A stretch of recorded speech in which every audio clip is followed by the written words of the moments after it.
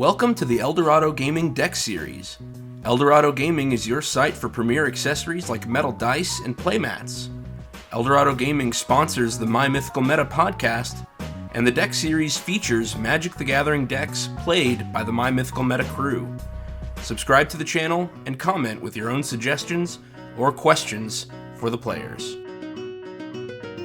All right, welcome back to the Eldorado Gaming Deck Series. I'm your host, Benjamin, and I'm joined by my brother, Travis. Hello! Look who's not on hosting duty. That's right. Today we're talking about one of your more fearsome decks that can pop off out of nowhere. One of the decks that I'm really excited to showcase. Who are we talking about today, Trav? We are talking about Sisay Weatherlight Captain, but only because she is a 5-color commander, and I needed 5 colors for the secret commander of this deck. It turns out that Sisay Weatherlight Captain and this secret commander are very good friends, roommates perhaps. They wanted to be buried with each other, even though they were just friends. I'm talking about a game changer card, Winota, Joiner of Forces. Woohoo! This 5-color Winota Joiner of Forces deck brings the Stampede. It is such an exciting deck to play because as soon as Winota hits the field, as soon as Sisay is powerful enough to search Winota up, the game is likely over. Yes. I love secret commander decks. I love commander decks that are playing around a card that can't be your commander either because it's color restricted like Winota, or it's not a legendary creature or whatever it is. And I think you've pulled that off real well with this deck. And does. It's like you're like play.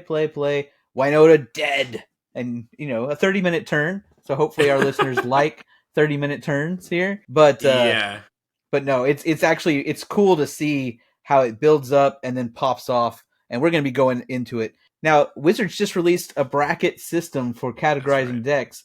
Where would you put this deck in the bracket system? I would place this deck squarely as a 3 or 4, despite the fact that it only has 2 Game Changer cards in it. Me too. It has only 2, but this deck does have my highest budget mana base of all of my decks. It has 5 colors. Lots of fetch lands in it. I built this deck at a time when I only had maybe 10 or 12 decks, and so I had lots of free lands. The Mythical Meta crew will tell you that about every 2 or 3 years, I do a deck culling, where I take apart like 20 decks, because I have like 40 right now. It's due for a culling right now. It's time, yeah. And when that happens, oh my gosh, I'm left with so many good, powerful cards, expensive and effective lands, fast lands, like I've got in this deck. And in this deck, extreme redundancy in terms of expensive, powerful effects. I've got 4 token doubler cards in here, each worth $35 or more. I have lots of cards that bounce creatures at the end of my turn. All of those are $6 to $8. And so when I have a lot of copies of a lot of expensive cards that are all doing the same really powerful effects, I'm almost guaranteed to hit at least one of each of them every game. Like, that's what that redundancy gives me. And so this deck is so consistent. Like, it's going to play nearly the same way each time, even though the specific cards I draw may be different each game. Yeah. And I think that consistency is what pushes it to a 4. Yeah, I agree. I think it's one of those that can just win real fast. It's resilient, it's consistent, and it wins quickly. It is not a combo deck in the sense that you're trying to quickly assemble a 2-card combo that wins the game. No. But it is a combo deck, I would say. It is a combo deck, but you have to play it out till the end. There's no 2 or 3 cards that are going to guarantee the win. And honestly, that's something that I love about Winota, is as soon as all the attack triggers start going off, you just say, whatever comes off the top of the deck, let's run with it and see how good it. And it's just so exciting to watch it pop off and see my board just fill with tokens and death effects for my opponents. It's so cool. So I'm going to kind of remind our listeners here, we have a video, you check it out here, where we talk about the proper ways to build a commander deck or level up your deck building. But we tend to divide our decks into categories, and we'll go through those categories as we go. We're not going to talk about every card in the deck. The link is in the description down below if you want to see the full deck on Archidect. But we're going to go through the specific categories in the deck: ramp, card draw, removal or other interaction, protection, recursion, the synergistic cards, the things that really make the deck pop off. And then what do you do to end the game? What are your biggest finishers? And then we'll go through any special lands that exist. And at some point in here, we may talk about Plan B. What do you do if Plan A just isn't working? Your commander gets removed or whatever it is. We'll go through that as well. But we're just going to highlight a few cards in each category that really showcase the broader goals of the deck. And then we will, if you want to see all of our card choices, we're not going to tell you that the cards that our decks are necessarily fully optimized, but this one's pretty close. So I do think there are some improvements here. Notably, they could unban Dockside Extortionist. That would make this deck better. It would, yeah. but also I think all of us in our meta will often choose a couple of fun cards over, say, Mana Vault. I do have a few pets in here. Yeah, and in this deck, yeah. But I do think that at least in most of the decks that we call 3s or 4s, the pet cards are synergistic. They're not making the deck worse. They're making it more fun along maybe a different axis. So before we get into these categories, what is Winota trying to do? Like what? I mean, for anyone who has never heard of a Winota. So Winota is the main commander of this deck. I'm going to go ahead and read out her abilities. That way her game plan makes sense. So actually, let me read out Sisay first. Yeah, okay. She does make a really good commander for this deck, and she's going to make getting Winota out pretty simple. So Sisay is Sisay, Weatherlight Captain. A human soldier, costs 2 and a white. So only costs 3. Yeah, pretty 3 quick mana. to get out. For a 2/2 human soldier, I don't need all 5 colors to get her out. Sisay, Weatherlight Captain, gets +1/+1 for each color among other legendary permanents you control. The idea behind Sisay is to fill the deck with legendary stuff. You know, she is a thematic character from Magic's history, and so her team is a bunch of named characters. And that's what she wants in this deck. Is she wants you to play a bunch of legendary stuff so that she gets powerful. The benefit of her getting powerful is this activated ability. You can pay 1 of each color mana: white, blue, black, red, green. Search your library for a legendary permanent card, so that could be a creature, enchantments, lands, whatever, with converted mana cost less than Sisay's power. Put that card directly onto the battlefield, then shuffle. So, this means that at any time once Sisay's ready, at instant speed, I can get out Winota. I can get Winota as soon as Sisay has the relevant power. So that's what the early game looks like in this deck. Is sure, I'm going to be playing the stuff that makes my tokens or whatever, but mainly I'm searching for the legendary stuff or the equipment that's in this deck to buff Sisay's power. Because as soon as Sisay's power reaches 5, that means I only need 3. I need +3/+3 from somewhere. As soon as her power reaches 5, I can pay Wooburg and search out Winota, Joiner of Forces. Winota costs 2 red and white for a 4/4 human warrior. This card came out long ago in Ikoria and is one of the game changer cards. It's one of the 4 multicolor game changer cards. This is a very powerful effect. Whenever a non-human creature you control attacks, look at the top 6 cards of your library. You may put a human creature card from among them onto the battlefield tapped and attacking. It gains indestructible until end of turn. Put the rest of the cards on the bottom of your library in a random order. In this deck, what I'm looking for are human creatures that make non-human tokens. That way, I'm not just attacking with a dinosaur or a big beast. What I'm actually attacking with is like 9 Thopters at a time. Yeah. So if I swing with 9 Thopters, those are all non-humans, and I get to flip through the top 6 cards 9 times. I get to do this Winota attack trigger over and over and over and over and over again. So it is a non-determinant combo. I don't know where it's going to end up, but I have played this deck many times, and I'm looking through 50 cards at a time. And the deck is filled with non-token human cards. So the human cards are going to come out, slam onto the battlefield, attacking indestructible, but at the same time, they're going to make more non-human tokens to attack with next time. And then I'm just going to keep doing that until I win the game. Usually, it's satisfactory to do it once, and then I can find the stuff in my deck that I need. So that is the general game plan, is human creatures that make non-human tokens. But with all of the token doublers I have in this deck, with all the bouncing effects I have in this deck, if it doesn't work the first time, then I'll just do it again the next time. Because whenever the creatures from Wynota's trigger come in, they're going to make tokens, plenty of tokens, that will satisfactorily put my walls back up. Right. They're going to help me defend for another turn so that I can try it again and win. Okay, so we've got the game plan. You play humans that make non-humans. Your board goes huge. You possibly win the turn Winota comes out. Let's talk about how you do it. Let's start with the basic. What are some synergistic ramp pieces that you put in this deck? All right, so the ramp pieces is all about generating some mana advantage. This deck did have a Dockside Extortionist in it until it was banned. We're recording this on February 18th, so let's hope for an unban in April. That way I don't have to re-sleeve this deck. That way I don't have to change anything.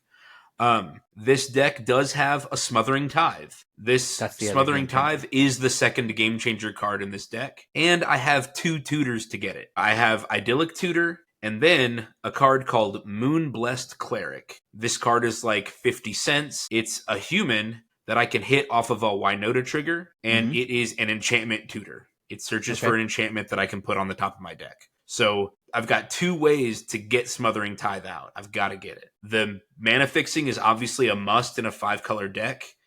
You know, I think that this deck has a really good mana base, but there's just no guarantee when you need all 5 colors. But what's really cool about Smothering Tithe is that it synergizes extremely well with all of the token doublers that will come up later in this deck tech. The token doublers that I have, all of them just say when you create a token. They don't specify a creature token. And so Smothering Tithe is going to get me 2 treasures for every trigger. Wow. Every time somebody doesn't pay. So it's really, really good in this deck. And it's honestly not like synergistic, but it does seem... I mean, I've got the 2 tutors in there for a reason. I really need to hit it for this deck to fly off. Let me talk about some of the others. The next is Oath of Nissa. I love this choice for this. What'd you say? I love this choice for this deck. Oath of Nissa is a legendary enchantment, and it costs only 1 green. So, a 1-cost legendary card that is going to increase Sisay's power by 1. That's really good. And I have it in ramp, even though it's just puts a land into my hand. But it's fixing. It's fixing, exactly. For a 1-drop, it's a mana fixing. It's going to get me the color that I need. If I do get it later in the game, I can reveal a creature or planeswalker if I don't need the land. Cool. It has an effect. You may spend mana as though it were mana of any color to cast planeswalker spells. I have 1 planeswalker in the deck, so who knows? Maybe that effect is useful. Maybe it's not. But either way, it's a 1 mana enchantment that increases Sisay's power by 1. So, very good. The next 2 are Phyrexian Altar and Ashnod's Altar. If anybody out there has listened to Derek's Elenda deck tech, these 2 altars are in here for the same reasons as in that deck. I'm going to have an abundant number of creature tokens. I don't need all of them to attack. Okay, if I can have 15 of them attack, then I can go through the entire deck. So any extra tokens I've got, I can exchange them for mana through these altars. That's what's really important for them. And in the early game, when Wynota's not out yet, and I manage to get one of these altars, well, even better. That's going to help me get the game plan going by exchanging expendable tokens for mana. Benjamin, I'm going to let you read Harvest Season and then draw your own conclusions here. No, yeah, I love Harvest Season. I play it in a couple decks. So Harvest Season is a sorcery for 2 and a green, 3 mana. It says search your library for up to X basic lands, where X is the number of tapped creatures you control, and put those cards onto the battlefield tapped, then shuffle your library. So in a deck like this, early on you might play a human that makes 2 creature tokens. And then you can swing with them, and now you've got 3 tapped creatures that you then There you turn go. around and get 3 lands with Harvest Season. And so 3 lands for 3 mana seems good. Yeah, in a token deck where you're going to be swinging out often, this card is well worth its price. It's going to pay for itself easily, and I highly recommend that for anybody playing it in a token deck. But I think it's really good in this one because you can get whatever colors you're missing. The late game Right. of this, the ceiling of this, is nutter butters. You can activate. You don't have to tap to activate Sisay. No. So if you've got a bunch of lands, you just pay 10 mana and get 2 legendary permanents. Yeah, it's crazy. Harvest Season is absolutely nuts. If I swing with, 6 tokens, and then Winota's ability says the humans I hit come in tapped and attacking. Mm-hmm. So I swing with 6. That's right. I go down 36 cards to the deck, get 6 more humans that are tapped and attacking, and now I can play Harvest Season and get 12 lands. The synergy between them is insane. So I obviously have a bunch of normal ramp in here, the green land ramp, as well as my Soul Ring, my Arcane Signet and stuff. But the synergistic parts, I think the altars are necessary in most token decks if you can afford them. Ashnod's Altar is the cheaper one at $12. Yeah. $8 without the shipping. And Phyrexian Altar has gone down a little bit, $42 without the shipping. I got it as a birthday gift when it was $99 a long time ago. I don't know, man. There's always your home printer. That's My right. Mythical Meta, sponsored by HP. My next category is card draw. Yes. As with all decks, you've got to have some deck velocity. You've got to keep digging so that you can see the winning cards in your deck. Now, are you playing a lot of card draw in this deck? No, I'm really not. I'm gonna hope to God and hope to heaven that in the early game I get enough things that power up Sisay so that I can get Winota out. That is truly because Winota, I don't need to draw the cards. I just need to get through the deck. Exactly. Okay, so I don't need a ton of card draw, but I do have some. Getting the cards in hand is always good. I want to talk first about Benjamin. I don't know if you've ever seen this one or if it comes up often. It's called Investigator's Journal. Yeah, what is this? From Innistrad. Which Innistrad is this? I mean, that's crazy. That's Crimson Vow. Okay. Innistrad Crimson Vow. Okay, yeah. Investigator's Journal is a 2-cost artifact clue. So at any time, you can pay 2, sacrifice it, draw a card. But Investigator's Journal enters the battlefield with a number of suspect counters on it equal to the greatest number of creatures a player controls. That will usually be me with 6 to 10 to 12 to 20 creatures. Okay. Occasionally that will be somebody else, maybe 5, maybe 6, whatever. But its other activated ability is pay 2, tap it, remove a suspect counter from Investigator's Journal, draw a card. Investigator's Journal is just as good as Idol of something. Yeah, it's Idol of... I got it. Do you have that one in there too? It's not in here now. Okay. I think I ran out of copies of it. I should look up... Idol of Oblivion. Idol of Oblivion. Idol of Oblivion is pay 2, tap it. Idol of Oblivion is free to activate. Oh, it's free to activate. Okay. Well, I ran out of those. Investigator's Journal is pay 2, tap, remove a suspect counter, draw a card. No matter when this card comes in, I will at least be able to activate it for the rest of the game. Like, does that make sense? Once per turn for the rest of the game, I'll be able to activate it and draw an extra card. And then, if amazingly I run out of suspect counters, I can sack it and draw a card. So I think it's good just to keep the velocity up of just getting an extra card per turn. And it's only 50 cents. My other card draw. I talked in our template episode about steady draw and about burst draw. Shamanic Revelation is burst draw. Costs 5, draw a card for each creature you control. This is likely to be between 5 and 10 or more every time or whenever I cast it. So this is going to help me dig deep into the deck. And then, Benjamin, I'll let you do the last one. Yeah, so the last one here is Huatli Radiant Champion. So this is the one Planeswalker you have in the deck. Correct. And it only costs 4, so you can search it out with Sisay if you need to. So it's a Planeswalker, costs 2 green and white for legendary Planeswalker Huatli. And +1 is simple, just put a loyalty counter on it for each creature you control. So like you said, often 5, 6, 10. So that's going to immediately get it ready to ultimate on your next turn if you want. It's -1 is target creature gets +X until in a turn where X is the number of creatures you control. So you can boost a creature real big if you're trying to get in with an Alpha Strike or something. Just say, all right, I've got an evasive creature here. It's now getting +6/+6. Let's go attack somebody. And worst case scenario, I can use that -1 on Sisay to temporarily boost her power. Yeah. And then be able to tutor something that I need. Yeah, awesome. Now, but the big thing here is the idea is you're going to play Huatli, you're going to +1, you're going to make the loyalty huge, and then turn 2, you're going to do the -8, which is you get an emblem with whenever a creature enters the battlefield under your control, you may draw a card. So that when you swing with... So all of your creatures are, of course, making multiple creatures. So your emblem is going to be drawing you 3 cards a turn or whatever. But also when you go off... It's a May. When you go off with Winota, draw 20 cards at least. Yeah, it's wild. It's very exciting when it happens. It's pretty cool. Yeah. All right.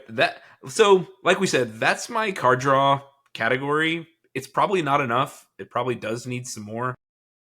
I mean, when you got a tutor in the command zone, you can kind of refocus your deck a little bit. That was kind of my justification. It's like, I've got a tutor in the command zone. I'm just going to grab the key pieces that I need in order to solve, toolbox whatever problem I have, or get Winota and go for the win. Yeah.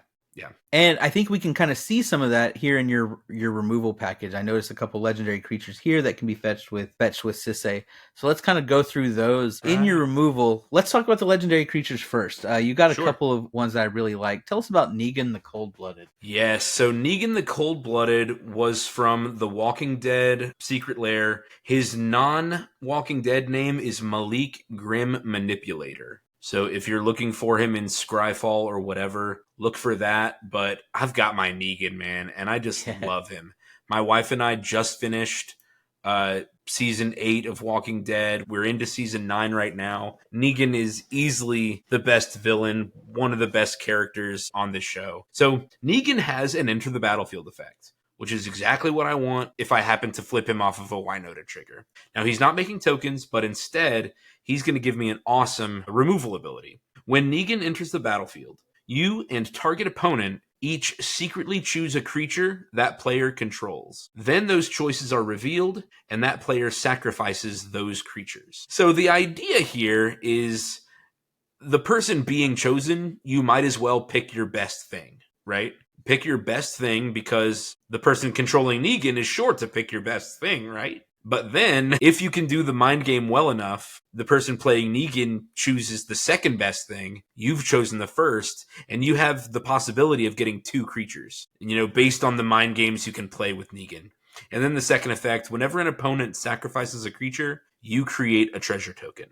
That's just good in general. And like I said, the treasure generation in this deck is powered up by all of the token doublers that we're going to get to later in the synergy section. So Negan is good on 2 fronts here. I'm guaranteed to get their best creature off the board by sacrifice, because all I have to do is name it. And if I can mind game them well enough, I have the opportunity to get 2 creatures. What has happened to me before, and this is really fun, is I pick the creature that is a threat to me because of a certain ability that it has or whatever, but the other person didn't know that. So they just picked their best thing, thinking that's what I was going for. When I actually had, I had another answer or I had another solution to their bigger problem. And so Negan gets 2 creatures off of him. So awesome. I love when he comes in. Negan is a great target for all of the bouncers that are coming up in the synergy section later. Because when he leaves the battlefield and comes in, I get to do it again, baby. It's so, so good. Negan is 2 red, white, black. And he's a 4/3 human rogue. Yeah, so he can be grabbed off the Winota matters. trigger, and he provides +3 to +3 Sisay. Yeah, he does give Sisay +3/+3. Ideally, I'm going to hit him off a Winota trigger and never have to cast him. You actually will notice that a lot of the stuff in this deck is a little more expensive than I would like. The mana curve is a tad high, but my hope is that I hit most of them off of Winota triggers instead of having to cast them. My other cool removal piece is Lagrella the Magpie. This is from New Capenna, a human soldier, 2/3, She costs green, white, blue. When Lagrella the Magpie enters the battlefield, exile any number of other target creatures controlled by different players until Lagrella leaves the battlefield. When an exiled card enters the battlefield under my control this way, put 2 +1/+1 counters on it. So Lagrella is really cool because it's kind of like a Grasp of Fate. I get to hit one creature that each player controls, including one of my own. Well, the humans that are coming in on my side don't really matter. They've already made their token. So I can bounce one of my own things, and then, this is something I have done before, if somebody else plays a bigger threat, well, I'll use one of my bouncers to bounce Lagrella, get my thing back, make more tokens, everybody else gets their stuff back, Lagrella enters the battlefield again, and I hit their better thing. Mm-hmm. So having this enter-exit dance, that flexibility makes Lagrella very, very nice, because I can shift my focus from one threat to another, and I can get my enter the battlefield effects again. For example, Negan's already entered the battlefield and done his thing. Well, after that, he's a 4/3, and he's just waiting. He's making you treasure tokens. He's just waiting to watch other people get treasures. But I can use Lagrella to bounce him. I can use Lagrella to bounce Negan again, and then wait till whatever. I swing Lagrella in every turn until she dies. Negan comes back out. Lagrella, I think, is just awesome for this deck. Benjamin, you pick one. I'm going to do Chittering Witch because I think it exemplifies what this deck is doing, and I think would be a great example. And is a removal piece at the same time. So yeah, and it's a removal piece. You kind of show how all the synergy pieces work together. So Chittering Witch costs 4 mana, 3 and a black, for a 2/2 human warlock. So it can be hit off of a Winota trigger. And when Chittering Witch enters the battlefield, create a number of 1/1 black rat creature tokens equal to the number of opponents you have, which in Commander is usually going to be 3 opponents. So this is a 4 mana 2/2 that will create 3 non-human tokens. Yep. And so there you go, right? That's the idea. You're going to play this on turn 4. You on turn 5, let's say you cast Winota, you swing with your 3 rats, you get 3 triggers, right? And because those rats are non-human. Yeah, exactly. Now, the reason Chittering Witch is here in the removal section is because it has a second ability, which is pay 1 in a black, 2. So you pay 2 and sacrifice a creature to give target creature -2/-2 until end of turn. So you have an abundance of tokens. You maybe have some useless humans that you don't need anymore because they did their thing. You start sacking them to Chittering Witch to pick off your opponent's smaller creatures, their utility creatures, or even to just weaken something small enough so it doesn't kill you or doesn't survive blocks, whatever it is. It messes up combat math. And 2 mana is very cheap. And when you've got tokens coming out the wazoo, sacrificing a creature is a low cost to pay to kill something. So this is a perfect card for a deck like this. It's a human, makes non-human tokens, gives you something to do with your extra creatures. Yes, really.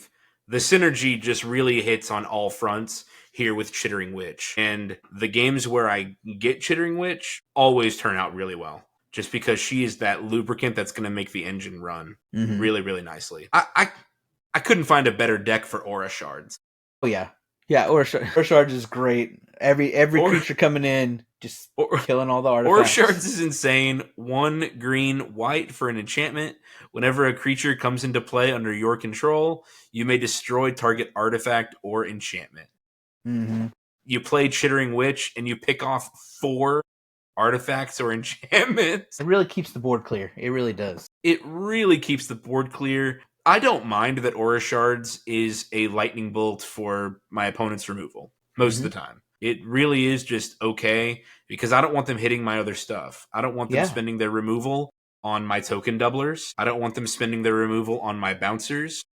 And certainly not on Winota. And certainly not on Winota herself. So playing Aura Shards out is usually a 1 removal buffer on all of my other good stuff. They're going to hit Aura Shards first. I do like Glare of Subdual. 2 green and white for an enchantment. I can tap an untapped creature I control, tap target artifact or creature. The good use of Glare of Subdual is to tap the humans that I don't need attacking. If my humans have entered the battlefield and got their tokens out from Winota triggers, and I didn't win on a turn, Well, on the next turn, I don't need those humans to attack, and they're not going to have their indestructible from Winota anymore. They're really a liability. So what I can do instead is use Glare of Subdual to tap down my opponent's blockers or artifacts.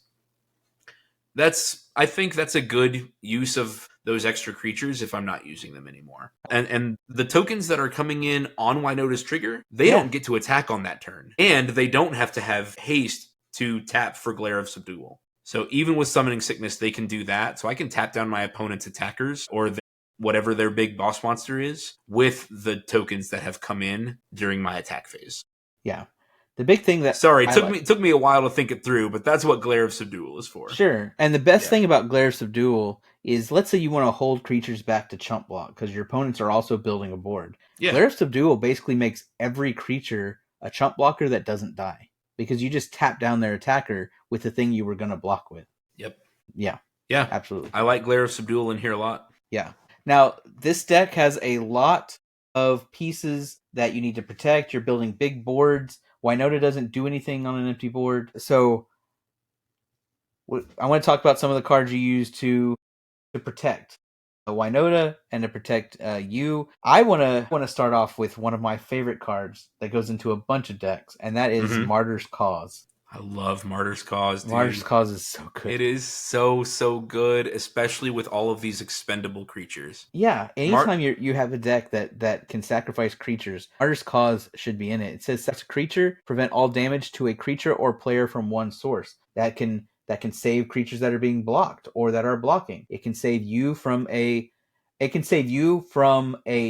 hexproof unblockable commander. Yeah, it doesn't target the creature. Yeah, it says prevent all damage to a creature or player from one source. So you just pick the source. You don't got to target it, and then that damage is prevented. And enchant it for 2 and a white, y'all. Check it out. Let me see how much this card costs. Not that much. This is one of those underappreciated cards that needs to be in more decks. Martyr's Cause is $1. That everyone should be buying Martyr's Cause. Yeah. Okay? If you play decks that have extra creatures, you play token decks, you play aristocrats. It's in all my aristocrat decks. Anything with graveyard shenanigans, but especially the fact that it's a free decks. sack outlet that you can activate at instant speed. Yes, like Derek's Elenda deck should be running Martyr's Cause. It should be. Is it not? Yeah, I don't know. I don't remember it being in the deck tech. Absolutely. But because even if you don't need to prevent any damage, you just sack the creature when you need it to die. Exactly. Yeah, because it doesn't target anything. So just use it as much as you want. But I mean, it can save you or a key creature from a damage-based board wipe. Yep.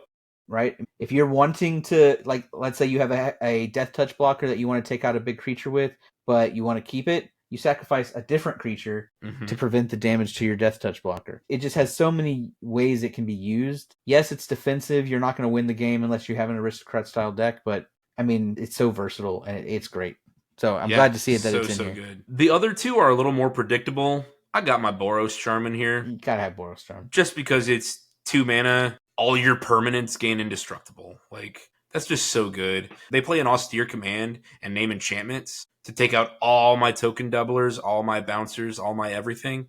Let me Boros Charm it and not worry about that. Or they play a token board. Again, Austere Command. That's what Boros Charm is made for. And Austere Command can really decimate this deck. Anyway, Boros Charm is just really good. It does have the extra thing. Target creature gains double strike or deals 4 damage to target player. Man, you never know when you're going to need that 4 damage to pick somebody off. Mm-hmm. You never know. I've seen it. I've seen it enough times to never count it out for that use. And I also have Flawless Maneuver. This costs 2 and a white, but it actually costs nothing. Because if you control a commander, you can cast Flawless Maneuver without paying its mana cost. Creatures you control gain indestructible until end of turn. So I've got 2 effects that just say, nah, leave my creature board alone, and that's what's going to win me this game. Is as long as Winota and my tokens are on the board, then I can get back into it. Okay, so I know having Winota is important to this deck, and it's not your commander. So if you lose it, you lose it. Mm-hmm. So I want to talk about 2 things right here. First, I want to talk about any recursion you have. If someone plays a board wipe when you don't have Boros Charm available or something like that, how can you get Winota back? And then I want to talk about what your plan B is. Yeah. When maybe you've already used your recursion, or maybe Winota got exiled or something. So I do have one recursion piece in this deck. It may not be enough. I have used it. I have played this card and used it. It's called Martial's Anthem. 2 white for an enchantment that says creatures you control get +1/+1. And then it has multi-kicker for 1 and a white. In order to get this second effect, you have to kick it at least once. But if you want this second effect more than once, you can multi-kick it. When Martial's Anthem enters the battlefield, return up to X target creature cards from your graveyard to the battlefield, where X is the number of times Martial's Anthem was kicked. I like Martial's Anthem for a couple reasons. It is an anthem. It increases my creature's power by +1/+1. This is great for wide token decks because I play it even without the kicker, and I've added 10 power to the board or 20 power to the board or whatever. Like, that's just a really great effect in this deck, and I have a few more in the deck too. And that recursion piece is also really nice, and really the only target worth recurring is Winota. Any of these humans that make tokens, it's not worth it. I might as well just keep trying to dig for a new one. But getting Winota back is really, really important because, like we saw earlier, my card draw category is a little sparse. It's tough to churn through the deck without Winota. Now, plan B is actually Sisay. Sisay is a tutor. Yep. And so if Winota's gone, I can still use Sisay to tutor more and more stuff from the deck back onto the field. I can continue the game plan being this token entering, this bouncing, this swarming, this normal going wide attacking. That continues to be the plan even after Winota has been permanently removed. It won't be as strong of a plan, but you lose the combo finish. What'd you say? You lose the combo finish. You just become a go wide, overwhelm your opponent deck. You lose the combo capacity, but you just keep saying, well, as long as the board stays big and I can manage to swing more with it, then that's what the rest of the game plan has to be. For example, I can use Sisay to tutor Yarok the Desecrated. Yarok the Desecrated costs 2 black, green, blue for a 3/5 with Death Touch and Lifelink. If a permanent entering the battlefield causes a triggered ability of a permanent you control to trigger, that ability triggers an additional time. So Yarok makes Chittering Witch create 6 rats instead of only 3 rats. Yarok the Desecrated makes Lagrella the Magpie exile 2 creatures from each player. Okay, all of these creatures that I have entered the battlefield effects primarily to make tokens, but I've got plenty of weird stuff going on. I have Witty Roastmaster in this deck as one of my finishers. It's a creature, 2 and a red for a 3/2 Devil Citizen. Whenever another creature enters the battlefield under your control, Witty Roastmaster deals 1 damage to each opponent. Well, dealing only 1 is fine, but with Yarok, now it's dealing 2 damage to each opponent per creature. I played Chittering Witch and my opponents lose 8 with Yarok or with Witty Roastmaster alone, they lose 4. With Yarok, they lose 8. Well, I've got Impact Tremors in this deck. I think with Yarok, they would lose 16, right? Because you would get 3, 6, 7 dealing... Oh, they would lose 14. Oh, okay. Because Chittering Witch would come in, its tokens would be doubled by Yarok. And then each one of those tokens would trigger that's what I mean. Witty Roastmaster twice. So yeah. So again, without Winota, I lose the combo potential, the 1-turn finish, but I can use Sisay to continue getting out the really good stuff. This deck is still full of legendary creatures. Yeah. So I kind of just have to pivot and make the deck use a different legendary as its fulcrum piece, as its keystone. I know we're skipping ahead a little bit, but since we're mentioning finishers, you already mentioned Impact Tremors. That's like a Witty Roastmaster, right? It's an enchantment. Right. It says whenever a creature enters the battlefield under your control, deals 1 damage to each opponent. So that can be doubled with Yarok or other things like that. Tell us about Cathar's Crusade. This is another enter the battlefield trigger that can be doubled with Yarok the Desecrator. Cathar's Crusade, 3 white for an enchantment. Whenever a creature enters the battlefield under your control, put a +1/+1 counter on each creature you control. The bookkeeping on this card is insane. You gotta have a lot of dice when you're using this card. Which you can get from EldoradoGaming.com. Which you can get from Eldorado Gaming, EldoradoGaming.com. Check it out. Promo code META for 10% off your order. That's right. So with Cathar's Crusade, I mean, let's keep using Chittering Witch. It's one of the key cards in this deck that's going to make me tokens. I played Chittering Witch, and it makes three rats. Well, now each rat has 3 +1/+1 counters, and Chittering Witch has 4, one from itself, and then one from each rat. You could, because it enters. Yeah. Okay, and that's just those creatures. I think you could, because when Chittering Witch enters, you get 2 triggers. You get the Cathar's Crusade trigger and Chittering Witch trigger. I think you can put the Chittering Witch trigger on top so that the tokens come in before everything gets the +1/+1 from Cathar's Crusade. So I think they can all get 4 counters on them. Neat. Yeah, that's pretty good. So with Cathar's Crusade and Chittering Witch, what's Chittering Witch's power again? 2. She's a 2/2. So now I have 15, a 6/6 and 3 5/5s. Yeah.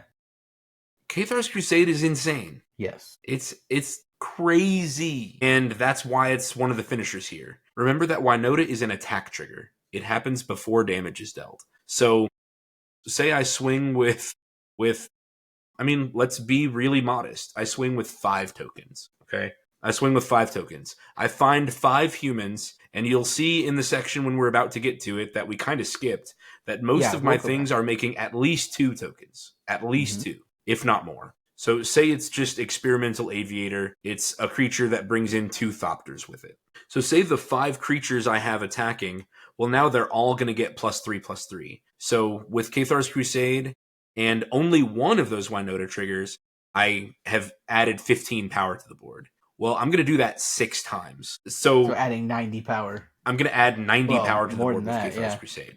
Or more. Yeah, just to the attackers, not even to everything else. Yeah. Everything else is also getting those counters too. So they're going to make superb blockers. Yep. Again, if the game isn't over. If the game isn't over, then I'm in a really great spot for the next turn, and the next turn, and the next turn. Yeah.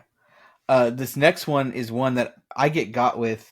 Our whole meta. With it. Everyone in our group gets got with this card. Yeah.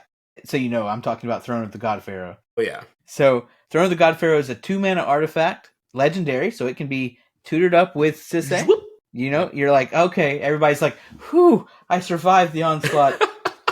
And then he just goes, pay 5, get Throne of the God Pharaoh. It says at the beginning of your end step, each opponent loses life equal to the number of tapped creatures you control. Well, he just put a bunch of tapped creatures on the battlefield. And so you might be talking about losing 12, 15, 20 life every opponent because you just swung with a bunch of stuff. And it's cheap. You can play it early in the game and be chipping away quickly. Like we said, everyone in our meta gets got by this card because main phase 2 rolls around and it only costs 2 mana. So it's like, man, I don't know. I guess I'll just play Throne of the God Pharaoh and pass. Oh, wait. That just won me the game because everybody's done. Because I just had a big attack. Randy's done it with Darian. Yeah. And I've done it in this deck too, yeah. I want to say Derek has done it with his Alinda deck too. Alinda, yeah. I'm the only one. I need to start putting Throne of the God Pharaoh into my token decks. Yeah, it's really, really good. That's right. Any one of these things we mentioned can be a way to win without Winota, because just playing the game plan, these things will build up and chip away at your opponent or make a huge board that demands an answer. Exactly. All right. I like that. All right. Let's backtrack here. Yeah. Show off some of the humans that make tokens. We talked about Chittering Witch a lot, but I like some of these other ones even better. So the synergy category in this deck happens in 3 smaller categories. And I mentioned early in the game that I've got lots of redundancy in each of these categories. Each of these categories is robust in the deck, and so I am very likely to hit them over the normal course of the game. Even if I only hit one of them, that's enough. Mm-hmm. Hitting one of these cards is enough to get the game started. So, humans that make non-human tokens. This section of the deck is absolute insanity. with Winota Joiner of Forces, because the board is going to go from 3 rats to 20 creatures. It is going to blow up so fast. Captain of the Watch. 4 white, which again doesn't matter if you hit it off Winota. It's a 3/3 human soldier. It has vigilance. Other soldier creatures you control get +1/+1 and have vigilance. When Captain of the Watch enters the battlefield, put 3 1/1 white soldier creature tokens onto the battlefield. Not human soldiers. That's right. They are suits of armor. Who knows what they are underneath? So yeah, Captain of the Watch gets 3 soldiers. All of those soldiers get +1/+1 and have vigilance also.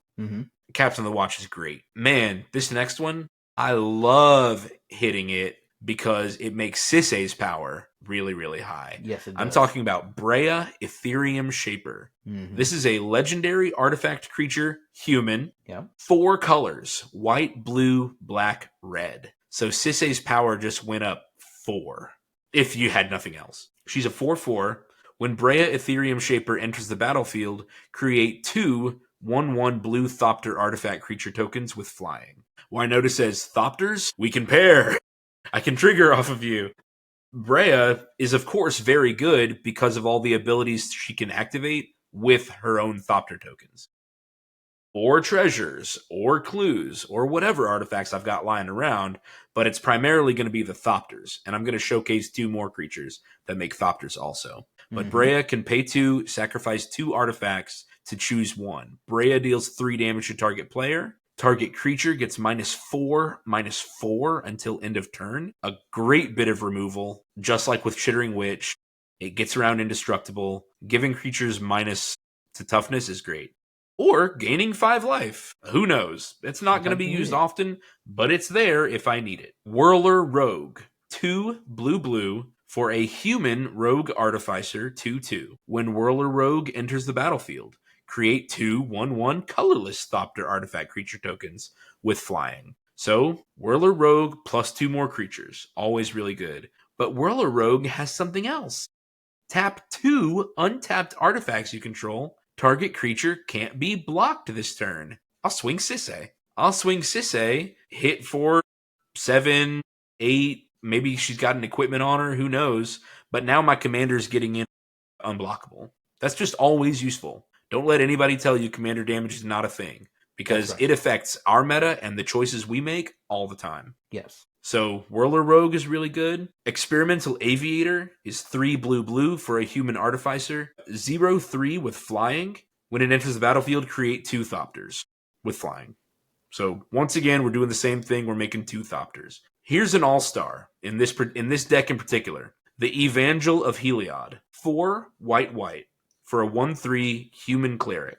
When Evangel of Heliod enters the battlefield, put a number of 1/1 white soldier creature tokens onto the battlefield equal to your devotion to white. Sisay is white. One of the token doublers that I have is white. Winota is white. I think one of the bouncing cards I have later is white. Evangel of Heliod has white in his own casting cost. Evangel of Heliod is likely to make between 4 and 7 tokens at a time whenever it enters. Yeah. And they're non-humans.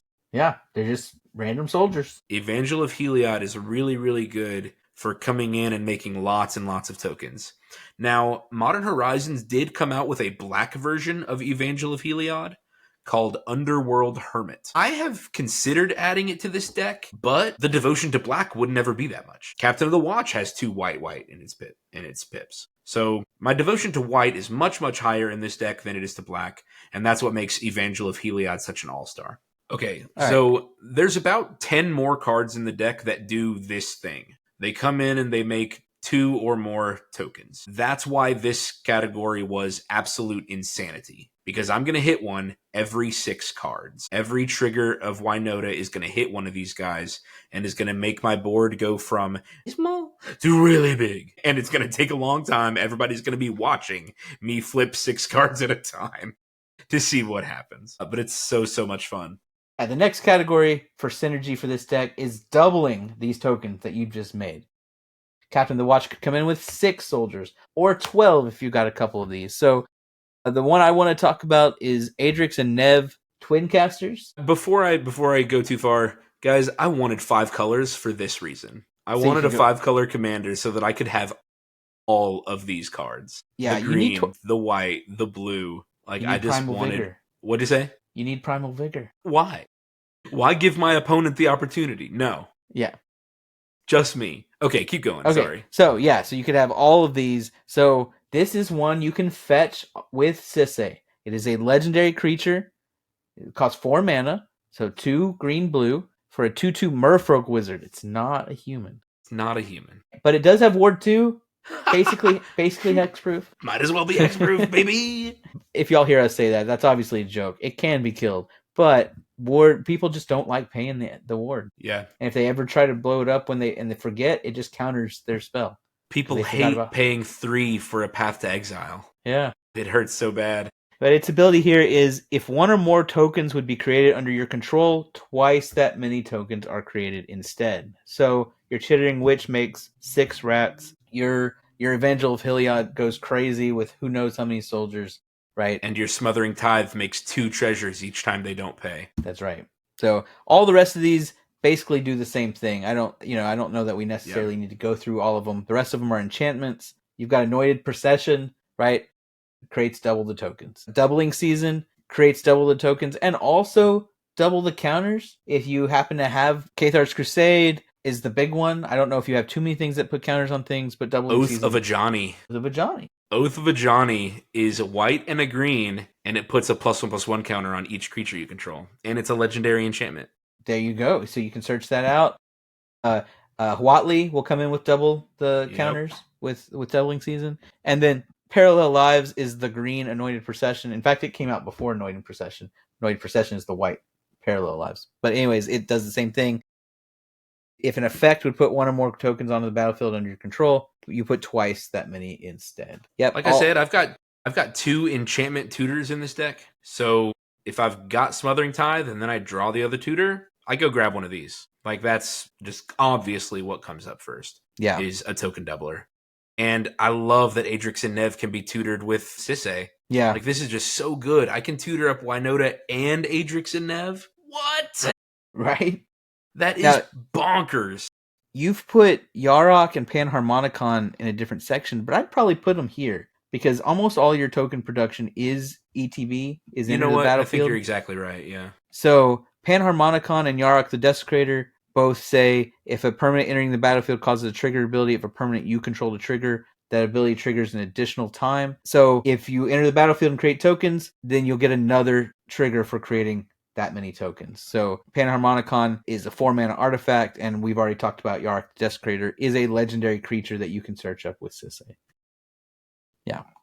So good. The next section is Let's Do It All Again. You got bouncers. So tell us about the cards that can bounce your creatures, your humans, to get more tokens. If Winota does not win on turn 1, then I need to do it all again. Plan B is plan A. I just need more. I need more tokens. And this is kind of what I was talking about earlier with this redundancy. I have lots of effects that are doing the same thing. Teleportation Circle costs 3 and a white. At the beginning of your end step, exile up to 1 target artifact or creature you control, then return that card to the battlefield under its owner's control. Bounce Negan, get another sacrifice. Bounce Evangel of Heliod and get 10 more tokens. Whatever I need to bounce, whatever I need to solve there, Teleportation Circle can do it. Thassa Deep Dwelling costs 3 and a blue. For a legendary enchantment creature god, I can tutor this with Sisay. It's a 6/5 indestructible, but as long as your devotion to blue is less than 5, Thassa isn't a creature. But it's got the same thing. At the beginning of your end step, exile up to 1 other target creature you control, then return that card to the battlefield under your control. I get to do it again. It has another ability, pay 3 and a blue to tap another target creature. I think it's overcosted, but it's there if I need it, if I've got the extra treasures or whatever. Conjurer's Closet costs 5 for an artifact that does the same thing. Beginning of your end step, exile target creature, return that card to the battlefield. We're doing the same thing. Now, I do have a human that does a really cool bouncing ability. Benjamin, do this one. All right, so this is Stormfront Riders for 4 and a white. It's a 4/3 human soldier. So you can hit this off Winota. It has flying. When it comes into play, you return 2 creatures you control to their owner's hands. And whenever Stormfront Riders or another creature is returned to your hand from the play, put a 1/1 white soldier creature token into play. Again, these are not humans. These are soldiers. So what you're probably going to do is Stormfront Riders and another creature are going to come in. Right? You're going to return Stormfront Riders and another one of your humans. And then you're going to get 2 more soldiers that are not humans. And then when you replay the human, you will, right, it's going to do it all again. And you can just replay them. It allows you to recast your humans to get more tokens and just keep the chain going. Yep. So, yeah. I like that one a lot. And then you can go ahead and do this one too. Okay, Sword of Hearth and Home. I think this is an underrated Sword of X and Y. I love it. It's ramp. It's ramp. Yep, I put it in any deck that I have that wants to play Sword of the Animus. I think should also play this. So it gives you +2/+2. So it's a 3 mana artifact. Equipment has equip 2. Right. It says equipped creature gets +2/+2 and protection from green and from white. White is a very common removal color. Tokens are often in green or white. So it can make things unblockable. It's pretty good. Mm-hmm. Whenever a equipped creature deals combat damage to a player, exile up to 1 target creature you control or you own. So it can actually get back stolen creatures too. Yeah. But exile up to 1 target creature you own. Then search your library for a basic land card and put both of them back on the battlefield under your control. So it's ramp, it's bounce, gives you protection from relevant colors. What's not to love, man? No, I love it. Yeah. Strap it on Sisay, pump up her power so that I can tutor the stuff I need. Yep. Oh, Yep. I love it. All right. I Do you have any lands you want to point out? I've got kind of. Okay. They're just in here. Honestly, they should maybe be replaced with lands that create colored mana. But I like the effects. I've got Novagen, Heart of Progress, and I have Gavany Township. Both of which, in general, have the effect of putting +1/+1 counters on each creature I control. Just a way to pump up the tokens a little bit and to use the excess mana that I hadn't spent that turn. I think it's great. Because if things are going well, then I pay 5 to tutor up Winota, and then I don't have to spend any mana for the rest of the turn. Right. Because all of the other humans I get are going to come out for free off of Winota's triggers. So if that's all I get in my attack and I don't have anything else to play, then Novagen or Gavany Township are a great use of that mana. But they're on the chopping block. I might keep them in the deck for a few more games, and if I struggle for the colors or if I never activate them, then I might just switch them out.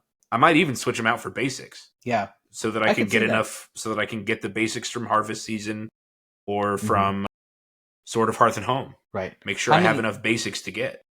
How many lands are you running in this deck? I am running 37 lands. Okay. I think that's a good 37 number. lands, and it looks like I have 2 of each basic and 3 planes. Ooh, yeah. I could see cutting these for another green and another. I only have 1 2 swamp. more greens, honestly. I have 1 swamp and 1 mountain, actually. And then 3 plains, 2 islands, 2 forests. Well, that's something we could look at. For right now, they're in the deck. Check it out on Architect. So, there you go. You heard it here.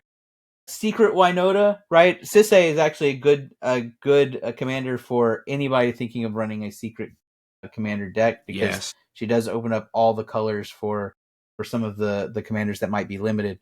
But in this one, your goal is to fill the board with non-human tokens so that you can fetch out Winota and swing with a combo finish. I think it works great. I've seen it pop off multiple times. It's scary because you're constantly sitting there. Because if you're spending all your time shooting Sisay, he might draw Winota anyway. And in the meantime, everything he's playing is making the board huge. Everything's a threat, and yet not a threat, right? Yeah, it's so weird. Like, because, I mean, imagine saying that Experimental Aviator is a threat. Yeah, it's a 0/3. Right? It's a 0/3 that costs 5 and makes 2 1/1 Thopters. But when it is a part of the rest of these engine pieces, it really does a whole lot of work to get me 2 more Winota triggers on the next turn. Every Thopter matters in this deck, which I think is something I've never said before.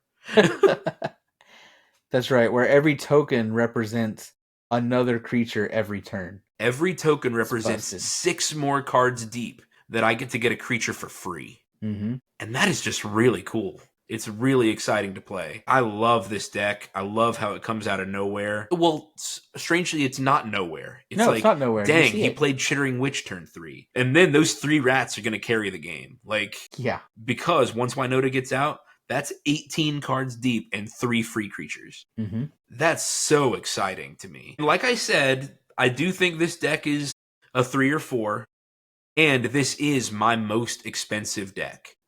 I built it at a time where I had just taken apart a lot of good decks. Imagine 4 decks where one of them has Anointed Procession, one of them has Doubling Season, one of them has Parallel Lives, one of them has Adrix and Nev. Well, I took apart those 4 decks and made this one. And I did that with a bunch of stuff. The same with the Bouncers. And so this is just a really exciting deck. And it couldn't have been done without the true friendship between Sisay and Winota, Joiner of Forces. All right. Well, thanks, Trav, for explaining your deck to us. I really love seeing Sisay, Weatherlight Captain, and Winota, Joiner of Forces. Thank you, listener, for listening, and tune in next time for a good deck. This episode was sponsored by Eldorado Gaming. Use the promo code META for 10% off your order. Please like, comment, subscribe, and share. This episode was edited by me, Travis Konishek, and our intro and outro music is by Tyler Heath of the Oh Hellos.